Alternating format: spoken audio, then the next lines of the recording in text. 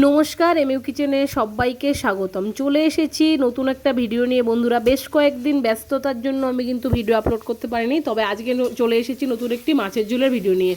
ফুলকপি দেখুন একটু ভাপিয়ে নিয়েছি জল দিয়ে, এখানে বেগুন আলু সিম কেটে নিয়েছি, আর এইখানে দেখুন রুই মাছ আর মাছের মাথাটা ভালো মতো ভেজে নিয়েছি।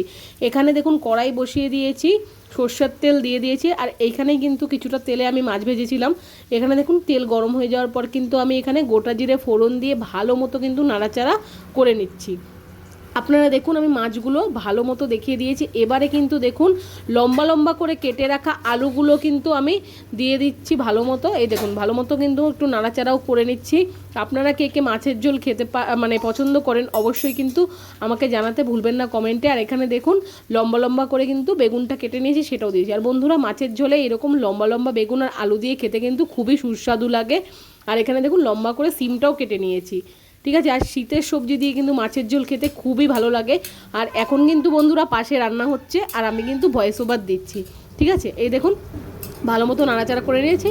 আর এখানে দেখুন নুন দিয়ে দিচ্ছি। আর আপনারা তো জানেন আমি টাটা নুন ছাড়া অন্য নুন দিয়ে রান্না করি না, তার জন্য টাটা নুন দিয়ে দিয়েছি। ভালো মতো নাড়াচাড়া করে নিচ্ছি। এরপর কিন্তু কিছুক্ষণের জন্য কিন্তু ঢাকা দিয়ে দেব, আর তারপর সবজিটা সেদ্ধ হয়ে যাবে হালকা। এই দেখুন ভালো মতো কিন্তু ঢাকা দিয়ে দিয়েছি। এবারে দেখুন মিনিমাম 5-6 মিনিটের মতো ঢাকা দিয়েছিলাম। এবারে ঢাকাটা কিন্তু আমি খুলে নিচ্ছি ভালো মতো। এই দেখুন এরপর নাড়াচাড়াও করে নিচ্ছি। কিন্তু এই শীতে কিন্তু গরম গরম ভাতের সাথে এই রকম মাছের ঝোল কিন্তু দুর্দান্ত লাগে বন্ধুরা। এবারে দেখুন জিরের গুঁড়ো দিয়ে দিচ্ছি। আর এই জিরের গুঁড়ো দেখুন, লঙ্কার গুঁড়ো দিয়ে দিয়েছি। জিরের গুঁড়ো দিয়ে কিন্তু মাছের ঝোল খেতে খুবই ভালো লাগে। আর এখানে দেখুন হলুদ গুঁড়ো দিয়ে দিয়েছি পরিমাণ মতো। এরপর সব কিছু দেওয়ার পর ভালো মতো নাড়াচাড়া করে কিন্তু কষিয়ে নেব। যখনই দেখবেন মশলাটা তেল ছেড়ে দিয়েছে তখনই কিন্তু ভাববেন যে কষানো হয়ে গেছে। সেটা মাংস রান্না করার ক্ষেত্রেই হোক কিংবা অন্য কোনো এরকম কষিয়ে রান্না করা সবজিই হোক না কেন। এবারে দেখুন দিয়ে দিলাম ভাপিয়ে নেওয়া ফুলকপি। আর বন্ধুরা, এই শীতের সময় ফুলকপি খেতে তো খুব ভালো লাগে, কিন্তু বন্ধুরা যা ওষুধ দেওয়া থাকে তাতে কিন্তু মনে হয় না খাই। তবুও কি বলবো, আমরা বাঙালি মানুষ, আমরা ফুলকপি খেতে ভালোবাসি। তার জন্য কিন্তু বন্ধুরা, যাতে ওষুধের জন্য কোনো ক্ষতি না করে শরীরে আমাদের, তার জন্য কিন্তু ভাপিয়ে জলটা আমরা ফেলে দেওয়ার পরে কিন্তু খাই।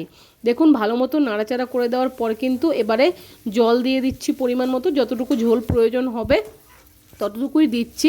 আর আপনারা এখন কিন্তু রেগুলার ভিডিও পাবেন, ঠিক আছে। এই ভিডিওটা আমার কিছুদিন আগে করা ছিল, কিন্তু ব্যস্ততার কারণে পোস্ট করতে পারিনি। এখন কিন্তু আমি প্রতিদিন রেগুলারে ভিডিও দিব। আপনারা অবশ্যই চ্যানেলে ভিজিট করে দেখবেন। শর্ট ভিডিও তো প্রতিদিন আপলোড হচ্ছে। এই দেখুন বন্ধুরা কত সুন্দর লাগছে। এরপরে ঝোলটা ফুটে গেছে। ক্যামেরাটা বন্ধ থাকার কারণে পুরোটা তো দেখাতে পারিনি। এবারে দেখুন আমি মাছগুলো এক এক করে দিচ্ছি। প্রথমে মাছের মাথাটা দিয়ে দিলাম, তারপর কিন্তু সবগুলো মাছ দিয়ে ভালো মতো কিন্তু আরও কিছুক্ষণ ফুটিয়ে তারপর কিন্তু নামিয়ে নিলেই তৈরি হয়ে যাবে। আর হ্যাঁ, লাস্টে কিন্তু ধনেপাতাটা সরাতে একদমই কিন্তু ভুলবেন না। ওটাই কিন্তু আসল স্বাদ দেয় এই রকম শীতের সবজি দিয়ে মাছের ঝোলে, তাই না? তো এই দেখুন এবারে কিন্তু ভালো মতো মাছগুলোকে একটুখানি ঝোলের মধ্যে ডুবিয়ে দিচ্ছি ভালো মতো। আর এবারে খুন্তি দিয়ে ঠিকঠাক করে নিচ্ছি কড়াইটা। আর এবারে দেখুন ধনেপাতাটা দিয়ে দিচ্ছি কুচিয়ে রাখা বন্ধুরা, ঠিক আছে। এই দেখুন ভালো মতো ছড়িয়ে দিলাম ধনেপাতাটা। এরপর একটু খুন্তি দিয়ে আরও একবার কিন্তু নাড়াচাড়া করে নেব। তাহলেই দেখবেন কিন্তু এই রুই মাছ দিয়ে আলু বেগুন ফুলকপি আর সিম দিয়েই তৈরি হয়ে গেল কত সুন্দর সুস্বাদু একটি ঝোল। আমার এই ভিডিওটি আপনাদের যদি ভালো লাগে অবশ্যই লাইক করে কমেন্ট করে শেয়ার করে সাবস্ক্রাইব করে আমার পাশে থাকবেন। আর সাবস্ক্রাইব করার পর পাশে থাকা বেল আইকনটি বাজিয়ে অল নোটিফিকেশন ক্লিক করে সঙ্গে থাকবেন, পাশে থাকবেন। আবার আপনাদের সাথে কথা হচ্ছে নতুন একটি ভিডিওতে। ভালো থাকবেন, সুস্থ থাকবেন।